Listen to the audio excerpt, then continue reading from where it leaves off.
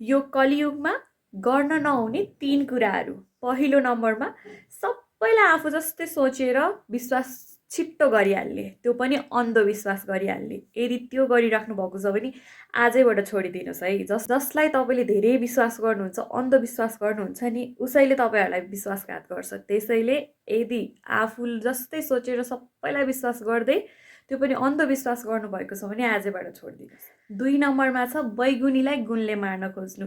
यदि तपाईँहरू पनि त्यही सोचिराख्नु भएको छ भने बैगुनीलाई गुणले मार्छु, गुण गरेर माफ गर्छु भन्ने सोचिराख्नु भएको छ भने तपाईँ गलत हुनुहुन्छ। यो कलियुगमा तपाईँले बैगुनीलाई गुणले मार्न खोज्नुभयो भने उनीहरूले तपाईँलाई मूर्ख साबित गरिदिन्छन्। त्यसैले यो कलियुगमा तपाईँले गर्ने भनेको जस्तालाई त्यस्तै गर्नुपर्छ। राम्रो गर्छन् भने राम्रो गर्नुहोस्, नराम्रो गर्छन् भने नराम्रो गर्न सक्नुहुन्न भने वास्ता नगरिदिनुहोस् होइन, वास्ता गर्न छोडिदिनुहोस्। तेस्रो नम्बरमा छ पैसा सापट्टि दिने। यदि तपाईँले कसैलाई विश्वास गरेर पैसा दिँदै हुनुहुन्छ भने धेरै सोचेर सम्झेर मात्रै दिनुपर्छ है। यदि तपाईँले हातले दिनुहुन्छ खुट्टालाई दुःख हुन्छ। त्यसरी यो कलियुगमा कसैलाई एकदमै विश्वास गरेर पैसा दिँदै हुनुहुन्छ भने 10 पटक सोच्नु होला है त। Thank you so much.